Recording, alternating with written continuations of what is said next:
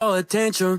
I'd like to start off firstly by making just a little bit of an apology. I would just like to say to the dear old little, what were you called, the Duel on Mustafar? I would just like to say, I'm so very sorry, because it turns out when all is said and done, you're actually not the worst set of all time. This is...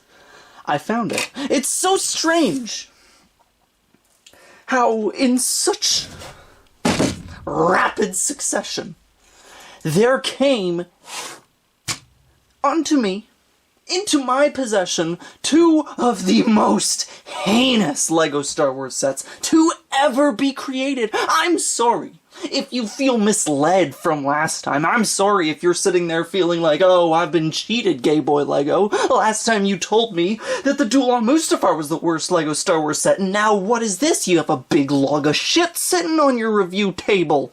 What do you have to say for yourself? And for that, I suppose that I must apologize to you, as well as the Duel on Mustafar. Duel on Mustafar, I'm sorry for misportraying you as the worst LEGO Star Wars set of all time, and dear audience, I'm also sorry to you that I had to mislead you. But unfortunately, at the time that I was reviewing our little Duel on Mustafar, I had not yet had the, pleasure of opening and building set 7528 for the Knights of Ren transport ship, because I'm sure that Night Buzzard... Why wouldn't they call it what it's called? Anyways, so here it is. It looks good, doesn't it? Right off the bat, it's just a good-looking ship, very aerodynamic. It's got all the beautiful and shapely proportions of a fucking sofa.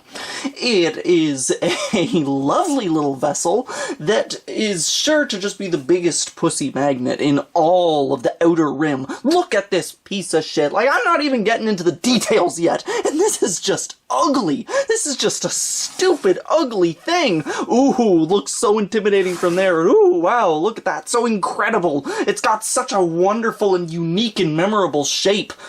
Oh my goodness, like, that's not even me really getting on LEGO for making a bad thing. This is a part of me just being like, Lucasfilm, you bungled this. Oh, now let's actually take a look at it. So it's quite the ship. As you can see, so it's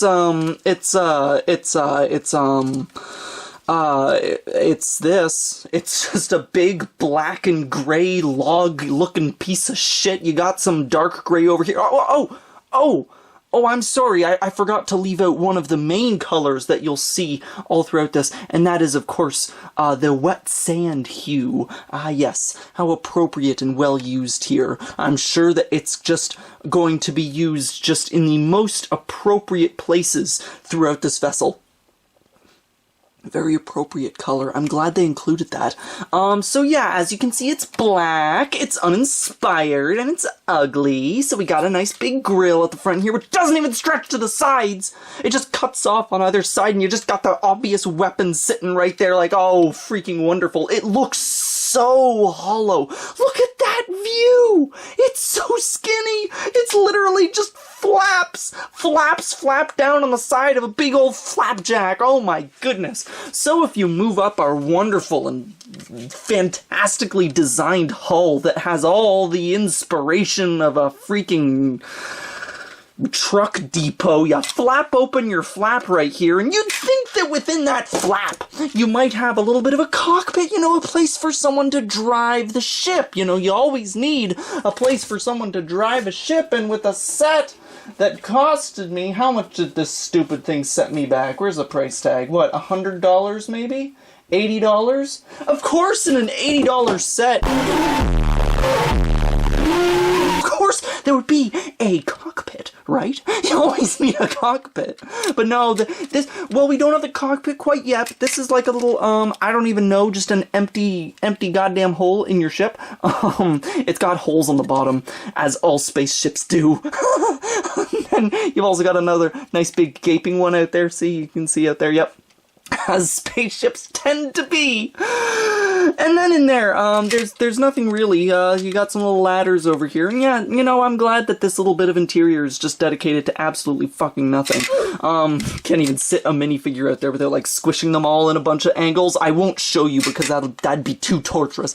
And then up here, oh, we've got another little thing. And you crack that open and you got a little spot. You can sit a guy. You can sit a guy right there and he's got a gun. Look how cute this looks. Look how cute this looks. It's a little guy poking his head out of the ship. Isn't that freaking lovely? Oh, isn't that just the cutest thing and not absolutely stupid? And if you liked that, then I've got good news for you, because you have another one right behind. And you can take your other generic dingus and slot him right there. And then look at that. Great. It's perfect. Wonderful. Absolutely wonderful. Then you got your big fat honking freaking engines back here. Yep, they're totally not cumbersome or stupid looking. Got a bunch of slantery doos. You got, like, I don't know, a satellite thing coming up the back. It comes up and, like, this is obstructed by it. I have no idea what that is, if it's a weapon or something. It looks bad. Got some pipes in here and it goes down here. Where do those go, by the way? Oh, great, nowhere. Oh, and what a lovely view. Oh, yes, of course, that's just great. That's a good look. I'm glad that as I've got this and I'm, like, flying it around and whatnot, I can do a spin and it'll look just as good on the bottom as it does on the top. Because the top was such an admirable design to begin with, right? You really wanted to make sure that this was all aesthetically congruent and that all of the goodness up here just translated down here perfectly. I also like how all of the landing gear is retractable. Oh yeah, it would be really stupid if the landing gear just, like, loosely hung around like a freaking stupid lopsided wheel on the bottom of the ship, right? That would be intolerable, and that would be ridiculous after 21 years of LEGO Star Wars development to include on a ship. That would be, intolerable. That would not be acceptable. Also, so, now, I guess I'll show you the cockpit. Under here? No. Under there? Oh, that's the strangest thing. I can't seem to find it. Isn't that funny? I can't seem to find the cockpit. It's not like I spent $100 on a Lego set or anything. It's not like it's $100 worth of ship that I expected to have a cockpit on. Shame on me. I'm so very needy. Oh, I don't know how I sleep at night. Me and all of my constant demands, like a ship with a cockpit. God damn. What a heinous thing. Oh my goodness. Oh my goodness. I'm sorry, Dulan Mustafar. I thought you were bad. Oh, I thought you were bad, but now this takes the cake. Oh my goodness. Misaligned colors everywhere. No cockpit. Nothing good.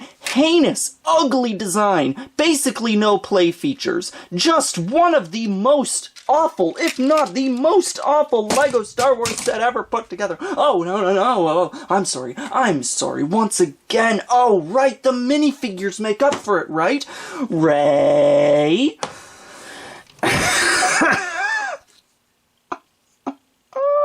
Look at this guy. Oh, he's just dripping with personality, isn't he? Don't you remember his name? Don't you remember him? Look at him. Oh my goodness, I love how he's all gray.